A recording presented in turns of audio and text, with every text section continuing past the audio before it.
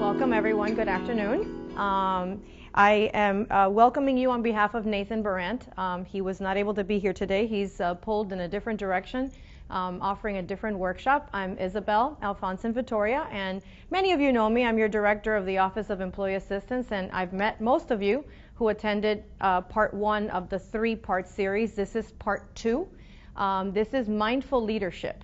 And this is going to take you down a different journey. Hopefully I've done a decent job of convincing you that there is merit to mindfulness and that there are benefits to be experienced from practicing mindfulness.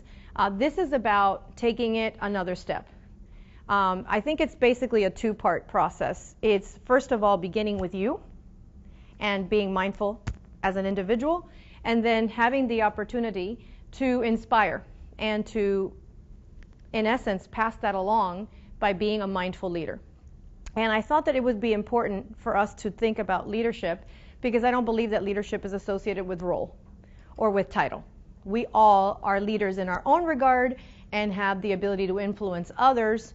I always say, you know, if I get a recommendation for a great place to go buy a jacket, I always say thank you. But wouldn't it be great if I passed along mindfulness? Wouldn't that be a better gift? So that was what inspired me to share with you on the topic of mindful leadership.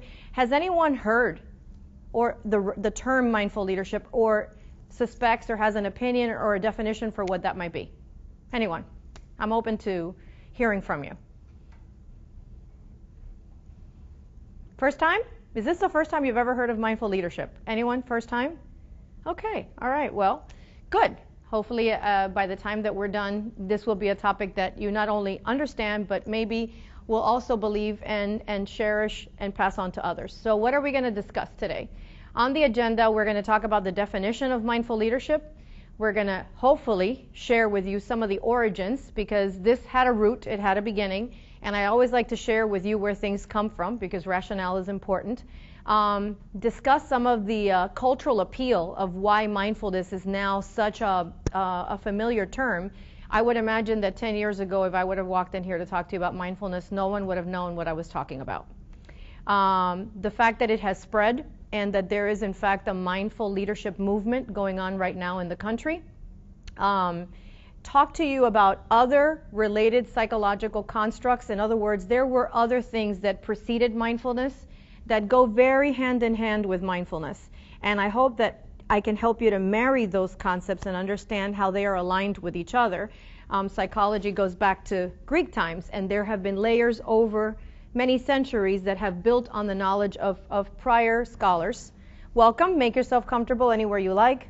And then we'll finish with, you know, what does the practice of mindful leadership look like? What could it possibly look like? So, mindful leadership is built on the premise that it takes, you know, yourself and others, right? So I can be a mindful leader and not really interact with other people, but we have opportunities, especially as it relates to working in an academic institution like we do here. We work with other people, so we can very well impact other people with our own mindfulness.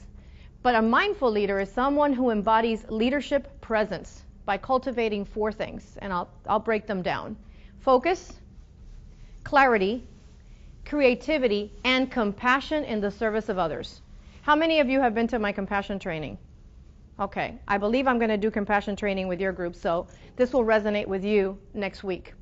If we look more deeply, it's these four innate things that I would consider define leadership excellence. So you have to be present in order for this to be true. What do I mean by that? Does anyone have a visual of a very busy leader who doesn't give eye contact? You don't have to say who they are. We're going to protect people here anonymity-wise. But you've seen, right? Distracted leaders, distracted managers, distracted supervisors, whom you have no ability to connect with because they are in what? Usually a hurry. There's some haste. There's some urgency. There's something they have to do, someplace they have to go. That could be you, by the way. We could turn the mirror around. Is that you? Is that how you project yourself to other people? So you have to be fully present and also not be in a judgmental position. So show up, be there, be available. And those that are around a mindful leader, they know what that is. Have you ever had the good fortune of working for a mindful leader? If so, raise your hand. Okay. So about half of us. And have the others experienced an absence of that? Okay. So we know the contrast, right? It leaves you lacking. You feel as though there's something missing. Sometimes a mindful leader might be the person who you remember most as a mentor or someone who helped you to grow. And the not so present leader as someone who was maybe too busy or too distracted to really be mindful about your needs. They were much more concerned with what had to be done. Okay? So that might be a good way to remember it. So remember 4 things. First thing, focus. That might be a little bit blurry just based on the kind of screen, but it reads, I am the creator of my reality. Whatever I focus on, I create. Does that speak to you in any way? Because we talked about this in the past as it relates to mindsets, that what we believe is our outlook, that's what we see. If we do not see an opportunity, we do not make an opportunity. If we see the possibilities, we're much more likely to pursue those possibilities. So, your perception, in essence, creates your reality. A leader that isn't mindful, that is not aware, is out of tune. So, if you're going to be in an environment with other people and you're disconnected, the opportunity for you to be in a meaningful relationship is lesser. Why do you think that focusing is such a difficult thing to do? Anyone? Or why is it difficult for you to focus? Does anyone here have a difficult time being present and in the moment and gets readily distracted by other things? Anyone? Why do you think it's hard to stop and be? Because that's important. What is usually the barrier? Yes? We have so much information coming at us all the time. That's right. That's right. I don't know if any of you heard the podcast that came out from Pause last week, but I was talking about the information age. We are abundantly attacked by multiple sources of information, and we can't process all that data, yet we're expected to. There was a time, and maybe some of you, depending on your clock, your age, you might not remember this, but there was a time when sending somebody a fax was acceptable. And they knew that it would take time. Forget about snail mail. I mean, nobody goes to the U.S. Postal Office anymore, but that used to be the way that things were done, and they were fine. A fax was okay. Then we went to e-fax, right? Because we had to do it electronically. And now it's like, scan the image, just get it to me fast, right? Well, I don't know if it's ever happened to you, but have you ever sent the wrong information to the wrong recipient? Or have you ever received information that was not intended for you? It happens because we are not focused, because we have a very difficult time focusing. So the goal is to be in the moment, to be focused in order for you to be able to inspire others. It's very difficult, I think, to be believable by other people that you're choosing to impact if you seem distracted and out of control. Does that make sense to you? I know in my field, I've worked with a lot of different leaders. But I remember, and it just is a startling image for me, that one of the people that taught me this was a psychiatrist who was one of my very first mentors when I was very young in the field of psychiatry, and he was the most successful with his patients. He, in fact, dealt with adolescents, which, if any of you have had one or will have one, you know they can be challenging. And he dealt primarily with young boys and girls who had been in trouble with the juvenile court system. And so they were what we diagnosed them back then as oppositional defiant disorder, okay? That basically meant they had an attitude, they were difficult, they were not redirectable, they were angry. And yet this man would sit them down, even though they would be screaming profanities, some of them were in handcuffs, you can imagine how unpleasant that was, and he would just sit them and he would treat them with enormous compassion. And he would look at them in the eye and he would talk to them, and he would never, under any circumstances, raise his voice, ever.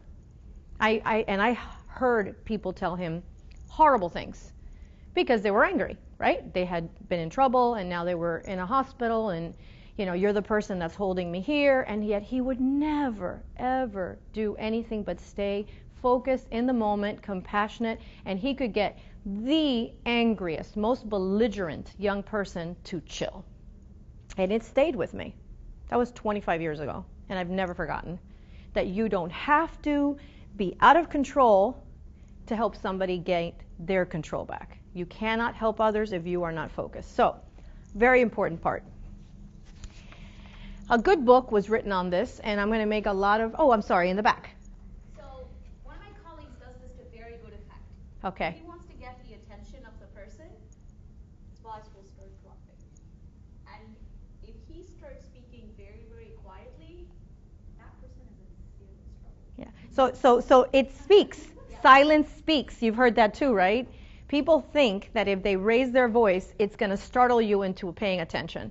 But you don't necessarily respect, perhaps, the way in which you're being brought into the situation.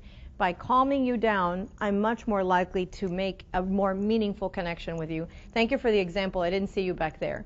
One of the things that I've done in this presentation for all of you is provide you the images and the names of many books that might actually help to enrich you. Because everything that has to do with this area of mindfulness is like an onion. And if you just peel and peel and peel, you find that there's a lot of stuff tied to it. Dr. Daniel Goleman wrote this book called Focus, The Hidden Driver of Excellence. For those of you that may not know the field of psychology too well, you may not know Daniel Goleman in association with this book. He is the author of Emotional Intelligence, which is the most famous book out there on the topic, even though he, in fact, was not the founder of emotional intelligence. He was the person that actually wrote about it the first. But I love what he says here. He says that high achievers, listen to this, that high achievers need all three kinds. They need focus, and they need to be able to be mindful, and they need to be able to recover their positive emotions, and he calls them mental prosthetics. These are things that you need to do to stay focused. And that the people that actually have this trifecta, the ability to be focused, the ability to be mindful, and the ability to basically manage their emotions, they tend to excel, while other people do not. So there's some validity to the fact that you need to hone in. Clarity. Your vision will become clear only when you look into your heart. Who looks outside dreams. Who looks inside awakens. I thought that was very powerful. Dr. Carl Jung was a psychiatrist and a psychoanalyst, and he was trying to, I think, convey to us the incredible importance of clarity in communication. So not only do you have to be focused as a leader, but you have to be able to convey a mission, a statement, a vision in a clear way, or people cannot understand you, they cannot follow you, okay? So with mindfulness, that's very important. Information is being shared, and if you somehow miss the opportunity to deliver that information in a clear method, you've basically failed to deliver the information. Creativity. Creativity is the way I share my soul with the world. I love that definition. Anyone here familiar with Brené Brown? Excellent. Brené Brown is a social worker who has spent the majority of her life researching the topic of vulnerability. And she ties in vulnerability as a part of being creative. She's a graduate from the College of Social Work, where she works at the University of Houston. And clearly, the fact is more things come when we are mindful. It is very difficult to create from a place of chaos. Does that make sense? In the back. One of her books is Daring Greatly. Yes, one of her books is Daring Greatly. She has a number of New York Times bestsellers. She also wrote, and I just finished reading, Rising Strong, which is another very good book. She also wrote Braving the Wilderness. So if you're interested, you should look her up. She also wrote The Quest for True Belonging and the Courage to Stand Alone. So very rich person that has a lot of knowledge around the fact that vulnerability is a strength and not a weakness. Isn't that interesting? That's one of the ways in which she imagines that you can be creative and you can see yourself differently instead of broken, that you can see yourself as someone that can heal yourself. Why might you think that creativity is an important part of leadership in general? Innovation. Very good example. And by the way, in a team, the leader may be the innovator. It may not be the manager. Does that make sense? Sometimes you put together a team and you have a vision of where you want to go, but it's that member of your team that actually can operationalize that. That's your creative member. I see that moment as you're the leader, not the person that's actually in charge of the group. So you do need to be creative if you're in a leading situation, because you will not be able to grow if you basically stay conforming to the status quo. Another element, the final element of the four, focus, right? Clarity. Compassion is an irreplaceable dimension of excellence for any organizations that want to make the most of its human capabilities. This is a snippet of Dr. Jane Dutton, who I have the privilege of having a long-distance relationship. She just co-wrote this book, Awakening Compassion at Work, the quiet power that elevates people and organizations. And this is an example of a compassionate situation in a work setting. For all we know, she's come back and she was pregnant and she's miscarried. And she's coming back to work, only this is not a celebration. This is not a how's the baby. That happens. It happens here. I've had it happen. So sometimes you think that the workplace is only about the work. But really, if we forget that we are human beings, we are performing to the most of our, capabilities. She has been, Dr. Dutton has been conducting research for the last 8 years at the University of Michigan. And she's been looking at compassion in hospitals, compassion in schools. Believe it or not, she's doing a study of compassion with Macy's. Okay, so I thought I would share that with you because a lot of people don't know that research is going into mainstream. But trying to feel out where are there opportunities for something to be less of a transaction. And brick and mortar stores are struggling, with online capabilities. So they're looking for how to be more compassionate in the workplace. She found that distressed employees who received acts of compassion were happier at work when someone had either paid attention to them, sent them a sympathy card, or acknowledged them after they returned from, a bereavement. Those things mattered a lot to people. So we learned about the four things. Who can tell me what the four elements of a mindful leader are? Who remembers? Yes. Excellent. That's okay. You can cheat. You can cheat. Focus, clarity, creativity, and compassion. I love it. Good job. Good job. This is a very cool lady. This lady, and I'm going to share a little bit about her with you beyond what's on the slide, is a former VP, the Deputy General Counsel at General Mills. You might say, okay, all right, so she's a lawyer by training and a business executive. A VP of General Mills is not like a VP of a small mom and pop, just to give you an idea. I've been to General Mills. It is an enormous institution, and she was an enormous member of that institution. What is she doing? She's now a certified mindfulness teacher. What? I can only tell you her salary was rather large when she was working at General Mills. She's now the author of Finding the Space to Lead, a practical guide to mindful leadership. And I learned about Janice some time ago by reading this book. This is called Mindful Work, How Meditation is Changing Business from the Inside Out. And that meant taking mindfulness and meditation that you would do for yourself, taking it to work, like we do here at FIU. So I'll read you an excerpt from the book as to how the whole story came to be, for why Janet went from being a legal expert at General Mills and an executive to being a mindfulness teacher. She stepped away from that job. So here's the story. By the early 2000s, Janice Martirano had reached the upper echelons of General Mills and was involved in some of the company's highest priority projects. She led policy work around trade regulation, serving as the company's point person with the FDA. That's a very big deal, especially when you're in the business of making food. And she worked with the Federal Trade Commission, focusing on antitrust work as General Mills sought to grow through acquisitions. So she was a strategic member of their growth plan.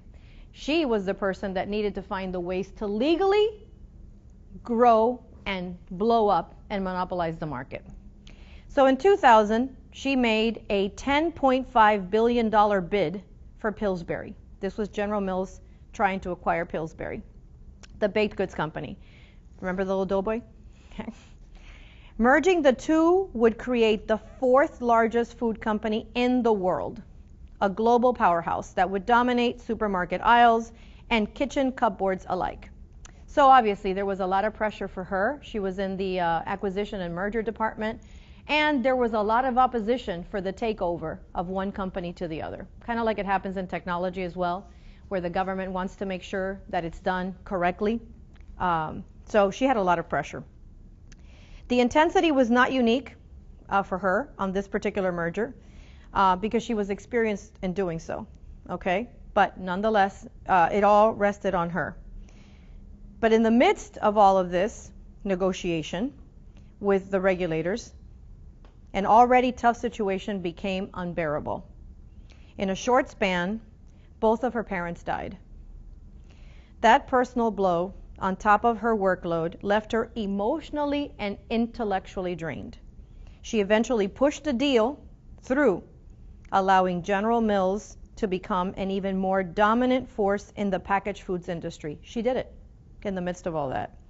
But when she returned to her daily life, by the way, GM is in Minneapolis, so when she got back to her office, she had nothing left in her tank. This is her quote. "I thought I'd bounce back. I'd been through deals before, but I didn't. My mental resilience had become so depleted." So she felt exhausted, stressed, uninspired, and a very dear friend of hers encouraged her to take a retreat in Arizona, led by John Kabat-Zinn. Do you remember John Kabat-Zinn? Okay. Now she was skeptical. If you've ever been in the mahogany-lined rooms of CEOs and COOs around the country, that is the place of many skeptics where touchy-feely stuff and soft skills don't really belong. So she went reluctantly, okay? So she headed to Miraval. I don't know if you know about Miraval in Arizona, but it is a wonderful retreat. It's near Tucson. And she engaged in a number of restorative retreats. And she went in and she thought, oh my God, this is great. This is a spa. But what she found instead was that instead of getting pampered, she went through a 6-day crash course of MBSR, Mindfulness-Based Stress Reduction. I taught you guys about that last week. And so they told her, we're going to go meditate for an hour when she first walked in. And this is her quote, "What? Are you out of your mind? We're going to do what for an hour?" This is somebody who's used to fast-paced meetings and schedules where you have 10, 15 people on your calendar every day. And those are meetings. That's not even the work that has to be done. So it was a little bit daunting. And over the next few days, she learned to breathe. She learned to breathe. She learned to manage her own breath. To cut to the chase, she discovered that beneath the choppy waters of her thoughts, there was a deep reservoir of peace, something she had never found before. So on the last morning of the retreat, she woke up early, walked into the desert, and sat there and slipped into a deep meditation. Later that day, when it was time to go home, she didn't want to leave. But she left because it was a 6-day retreat. She goes back to Minneapolis, and she goes back to work, and she realizes that she's better. And she goes back to her desk, and she does her breathing, and she feels relieved, and she says to herself quietly, I think I'm a closet meditator. Because she was embarrassed to tell other people about what she had done. Except that people asked her, you look different. You look rested. You know, what are you doing? What's it all about? So she shared it with one person, who then shared it with another person. But these were her peers, so we're talking executives. This is not the General Mills staff, okay? And so she said, well, this changed my life. I was on the verge of a nervous breakdown. And these other fellow executives shared with her that they too were feeling similar pressures in their own lives. And they asked her, would you do for us what you got? Can you do it? Or do you know how to do it? And she says, well, I kind of know what to do, but I'm not certified. I'm not an expert. So she contacted Saki Santorelli, who was the person that helped her from UMass, and said, we have a group of executives here that kind of want to do what I did. Would you come here? Would you come to General Mills? So they created a training for all of the executives, and it happened at General Mills. And there was quite a buzz when the first group went through. Okay, everybody wanted it. It started to take on a life of its own. Soon, Martirano was teaching employees during lunch breaks. Who does that here? Okay. Before the Mindful Leadership Program was born, she created a Mindful Leadership Program at General Mills. And now, about 1,500 people have been through it. And I don't mean practicing mindfulness, certification, going through the whole 8 weeks. That's a significant investment, okay? So that is Janice. So you might say, well, how effective is this in the workplace? So here's just a snapshot of some of the results of the kinds of training that her institute now does. She runs an institute. She left GM, General Mills, not General Motors. And this was a multi-year study at a Fortune 200 company that participated, obviously, anonymously. And after participating in their training, they saw an increased focus of positive 48% in the participants. That's a big number, okay? 40% greater productivity, 34 greater percent ability to prioritize. If you're a leader and you don't know how to prioritize, you're sinking quickly. Employee satisfaction was up by almost a third, and performing under pressure. Now, these are things that as a leader you absolutely need to be able to do. So what we can, from this gauge, is that the program is successful. In addition to her institute, because I'm now sharing with you what other else is happening in the world, there is this Mindful Leadership Summit that happens every year. So this is catching on, okay? This is a snapshot of a photo of the fourth one that was just held in DC. This is their mission, to live the advancement of mindfulness and compassion in the workplace through collaboration and alliances with nonprofits, universities, such as ours, communities and educational resources to inspire, develop, and connect leaders, corporations, experts in neuroscience, like I talked to you about it last week, organizational behavior, leadership development, mindfulness and compassion. They curate and convene events, learning communities and educational resources to inspire, develop, and connect leaders. That is a huge mission. And what I can tell you is that they are not in it for the money. Because I've really been thinking about going to their next conference. I couldn't go to the last one because I was already attending something else that same month. But they charge very little money. And the only reason that they charge a little bit of money is to pay for the people to come. It's not a money-making business. This is kind of like a non-for-profit itself. It's just to spread the word, okay? So very important work, the Mindful Leadership Summit. To give you an idea, I decided to bring you a clip from the last one, okay? Now, you might not remember this person. You saw a photo of her in the last presentation, but she was a little bit younger in the photo, and she is, I think, significantly bigger this time, so she looks a little bit different than you saw her. But this is Sharon Salzberg. Do you remember that I told you that there were 3 lay people that were not scholars that had instituted the Meditation Society? This is one of the founders. But this is her, real time versus the photo that I shared with you before. She was one of the 3 founders with Jack Kornfield and with Joseph Goldstein that started the Insight Meditation Society, IMS. So this is from that conference. This is a clip. I think one of the best things is always meeting other people, and it's an opportunity to form friendships that are incredibly supportive. Sometimes that's the best thing of all. I think people learn a little about themselves as leaders and meet other people who are like-minded, and it's fun. I learned some breathing techniques, I learned some stretches, I learned to be present, and overall to slow down. I think what people will get from this conference is lots of inspiration on how they can bring this into their own lives or into their own organizations. And I think one of the coolest things about the summit was just the fact that the diversity in the room. I thought the speakers were really engaging. I really appreciated all of the different fields that they came from, how clear their presentation styles were. But probably the biggest thing is it made you feel like being part of a tribe and contributing to a message that's bigger than your individual achievements, but rather being a flame carrier for the mindfulness message. One of the benefits for me in this weekend was getting a sense of the excitement in the different sectors of society for mindful leadership. Ultimately, what this is about is giving people an opportunity to be free from their suffering, from being able to be concentrated, focused, and aware.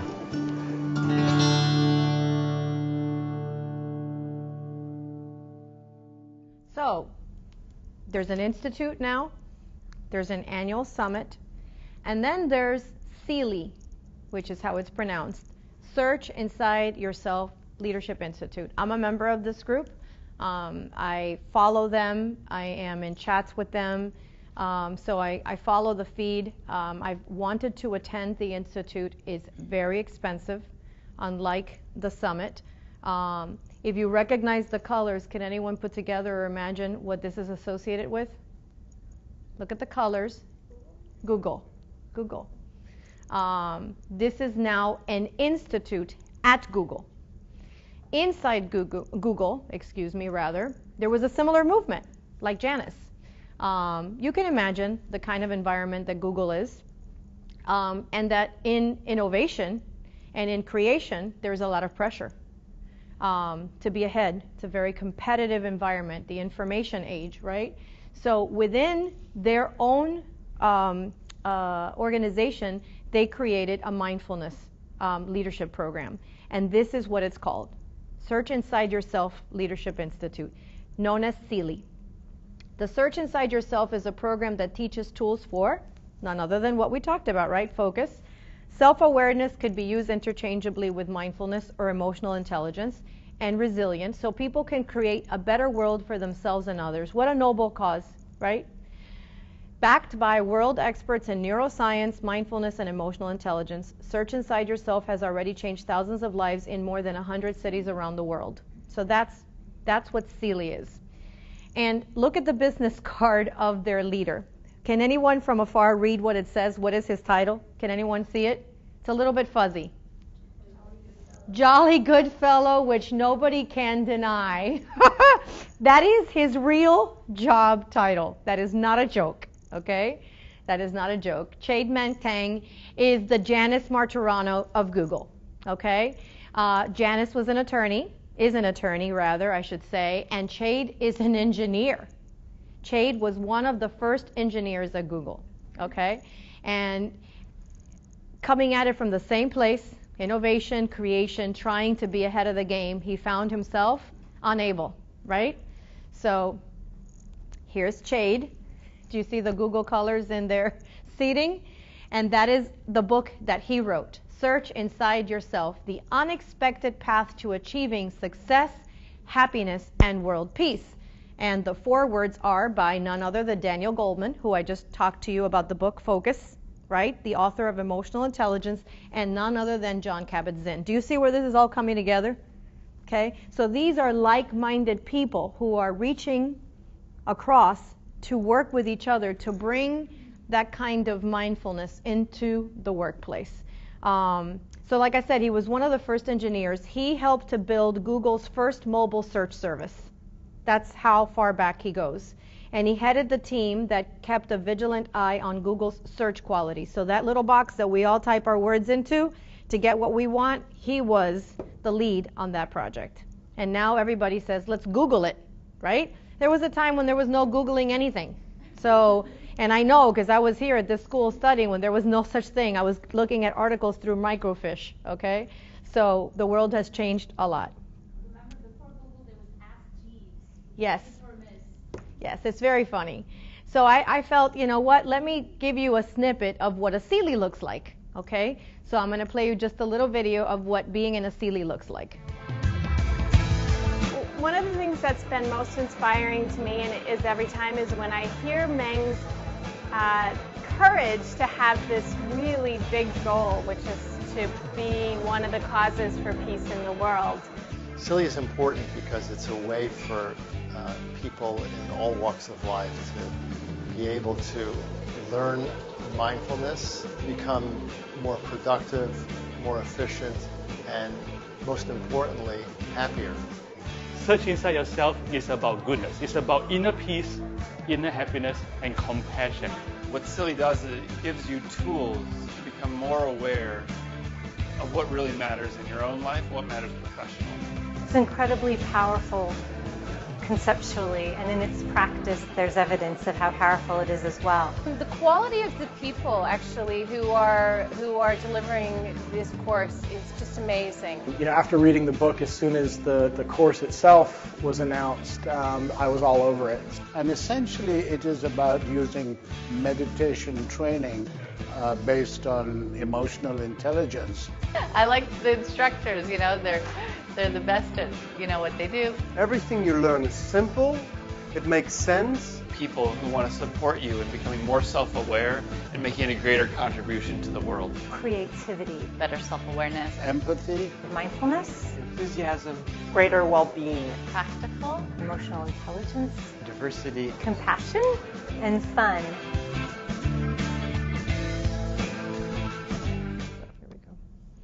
So I told you that I was going to offer you a lot of information.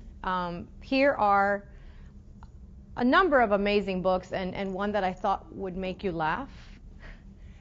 Mindful Leadership for Dummies. You got to start somewhere, right? Keep it simple, I say.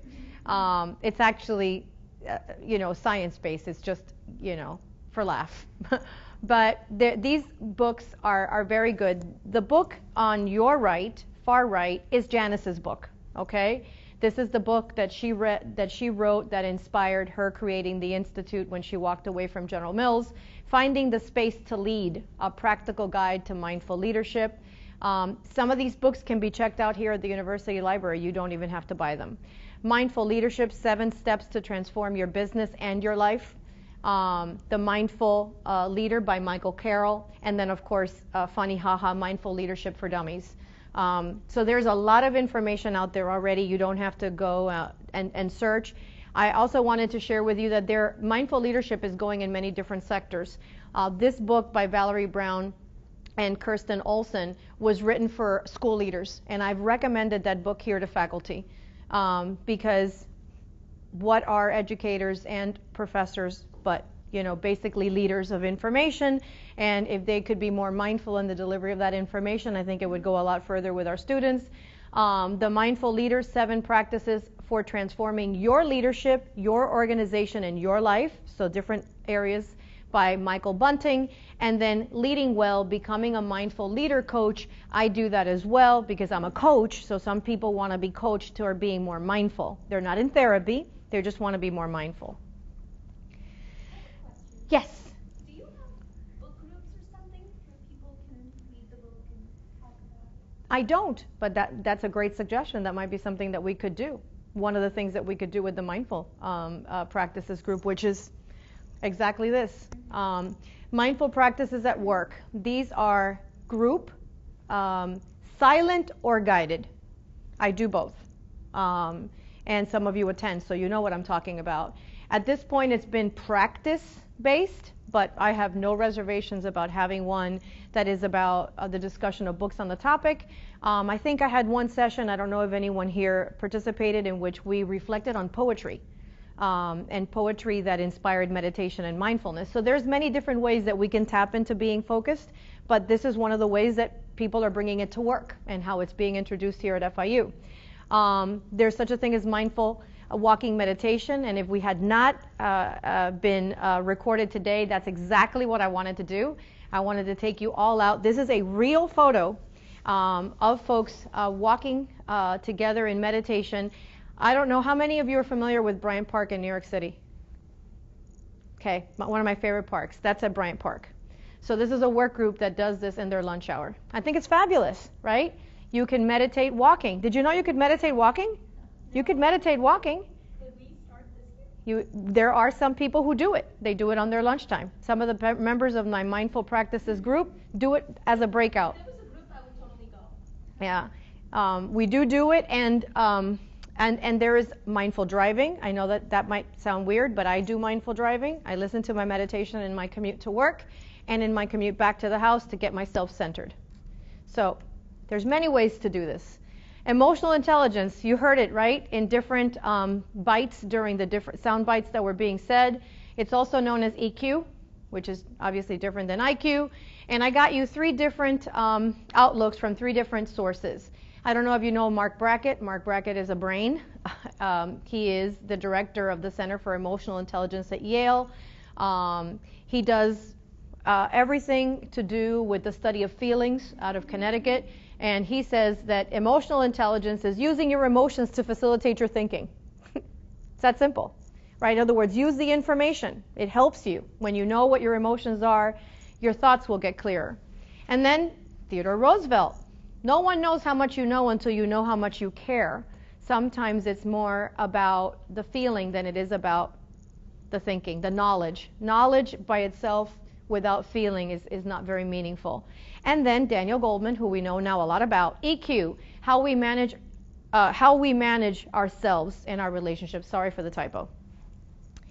And this is the book that he wrote, where he's marrying emotional intelligence of me with the social intelligence of you, leading to better leadership. Because if I'm self-aware and I'm aware of you, then we are much better able to work in concert together. So emotional intelligence, working with emotional intelligence. That was the book that he wrote in addition to Focus that has to do with these concepts. Well, you might say to me, why do you think we need to be emotionally intelligent? Well, it requires attention. And isn't attention focus? And isn't focus one of the 4 ingredients? Okay?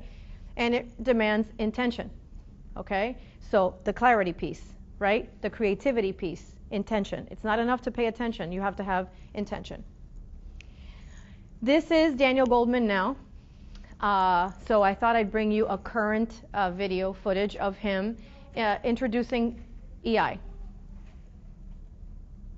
It is 5 minutes long, but it will be a comprehensive overview.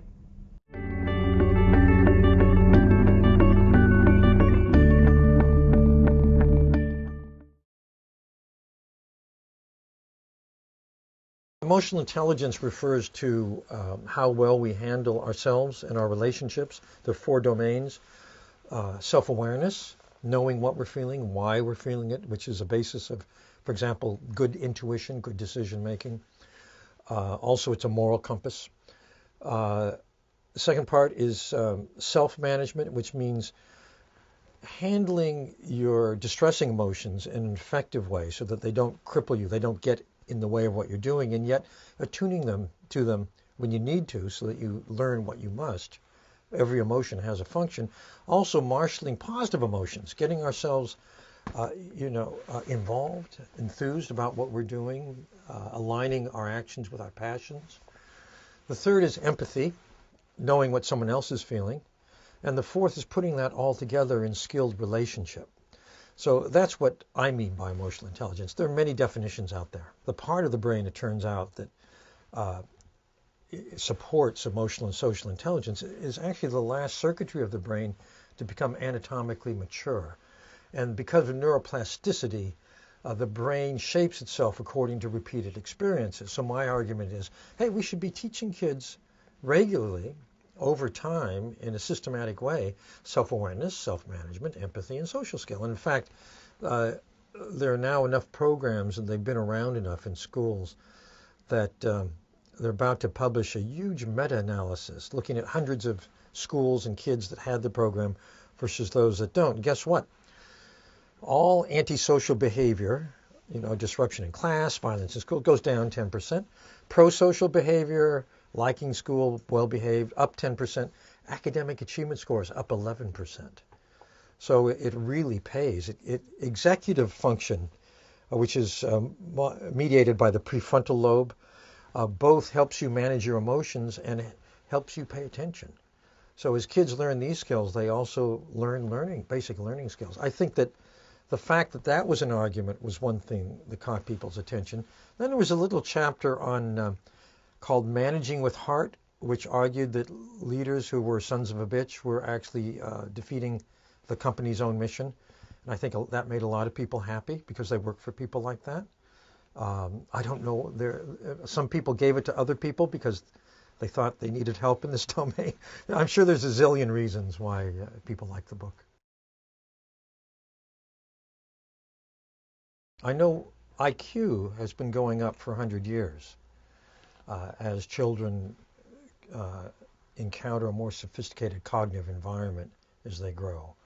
I don't know that we're becoming more emotionally intelligent. I like to hope we would, but I think that the number of intergroup wars going on, the intergroup hatred going on, the levels of familial abuse, in other words, indicators of emotions out of control in dangerous ways, don't look that great, which is why I'm a very strong proponent of getting these social emotional learning programs in every school worldwide. You have to remember that emotional intelligence is a range of abilities: self-awareness, emotional self-management, empathy, social skills. Women tend to be better than men on average at empathy, particularly emotional empathy, sensing in the moment how the other person is feeling. And also it's at social skills, at keeping things feeling good between people and a group.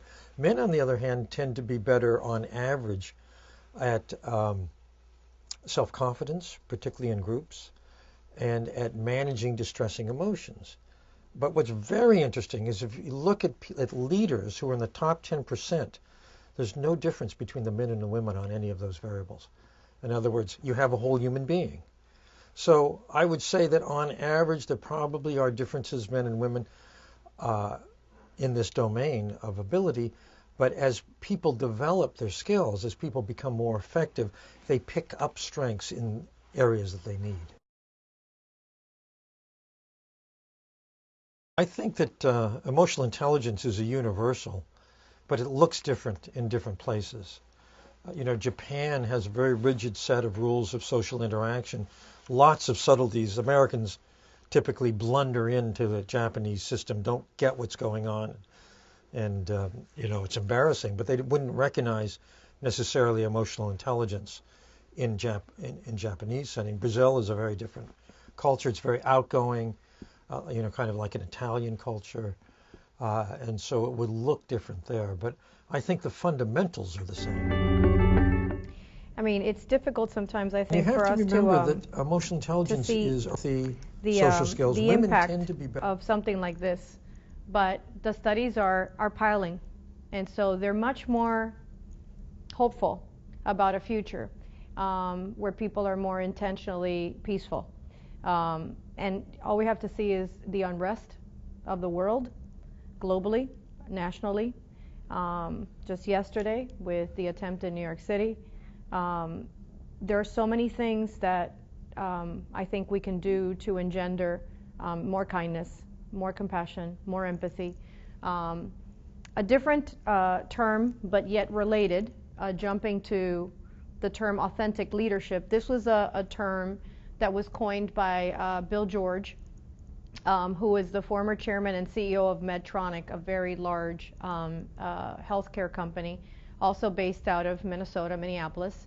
And Bill George said, authentic leaders are self-aware and genuine, and so they care. We talked about that before. Doesn't it sound a lot alike? Authentic leaders are mission-driven and focused on results. They lead with their heart, not just with their minds. I mean, we could just have heard the same thing said by Dr. Goldman. And last but not least, authentic leaders focus on the long term, so they have the big picture. Dr. George is a fellow at Harvard, and he taught leadership, has taught leadership since 2004. So you're hearing terms now that we call mindful leadership, which is more, the current day and age terminology. But if you peel the onion, you find that that could be what an emotionally intelligent leader is. It could be what, an authentic leader is. They're all very related. So call it what you may: authentic leadership, inspirational leadership, compassionate leadership, leaders who are emotionally intelligent. What you're really describing is the same: mindful leadership. It's being intentional. It's having focus, clarity, creativity, and compassion, and doing so in a mindful way, without judgment, for the betterment of society. I'm coming to the end, and so I want to always, provoke a little bit of thinking on your part. Is this something you think you want to and aspire to be? I certainly hope so. Even if you're not doing it for the outward benefit of others, it will help you. And you may not know this, but as we get better, those around us are also impacted by our change. So we can be change agents even when we're not trying to compel anyone to do anything. If I emulate, if I role model this, it is more likely that you might want to role model it too. So if you're not ready to bring people along the mindful train, get on the train yourself and see if somebody wants to ride with you. It can only make things better. So my call to action for you, maybe you heard this said in one of the videos: be a flame carrier, right? Light the torch. Mindfulleader.org is a great website. I put it there for you to remember. This is their quote: "We believe in science. We believe in the importance of self-discovery. We believe in the power of community and alliances to bring about change, and a future where work is a source of joy for everyone." I could resonate with that. That's why I chose that quote, because that's the vision that I have. I want to share that with you. I am, an aspiring mindful leader, always trying to grow, and I want to encourage you, to do the same. So be a flame carrier. Why not bring that torch of encouragement on to others? I'll leave you with an example of a community effort that is happening here in Miami-Dade County. This great organization, mindfulkidsmiami.org, is doing exactly what Dr. Goldman is talking about.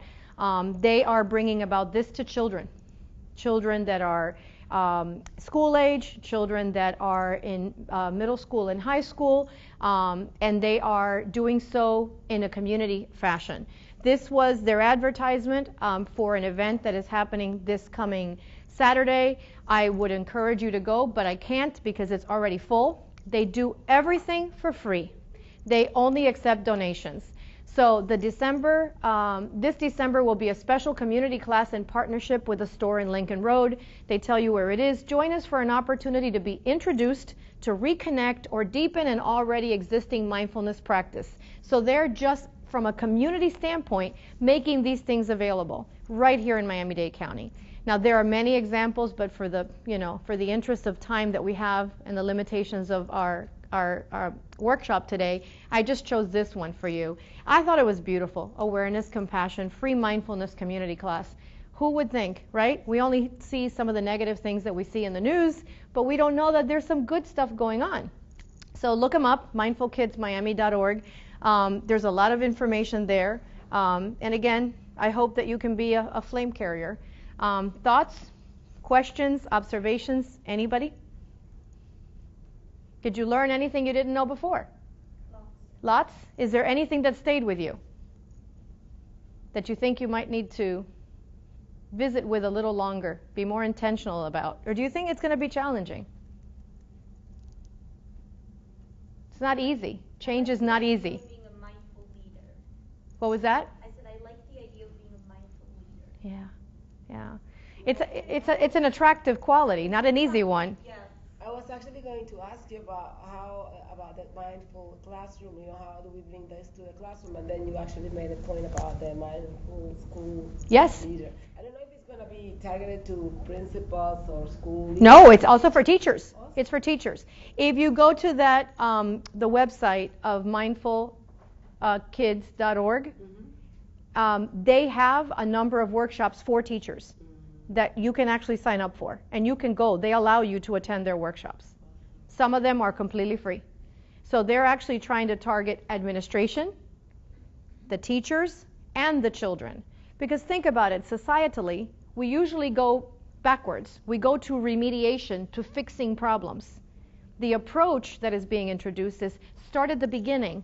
Start when children are young, right? When they are impressionable, when they're learning, and let's teach them other ways so that we can avoid violence, right? Disruption, that we can get them to graduate, grow, become, contributing members of society, go to school, get a higher education, get employed, and basically avoid some of the social issues that we then hear about, but going about it proactively. Anyway, I want to thank you for your time. I hope that some of this, again, stays with you. We're going to close next week with the third part, and that will be mostly around practices. So we're going to actually do a number of different practices if you've never done it before. And if you've done it before, then that's great, because we need, we need to spread, and all of you pitch in. Thank you for your time. Have a great afternoon.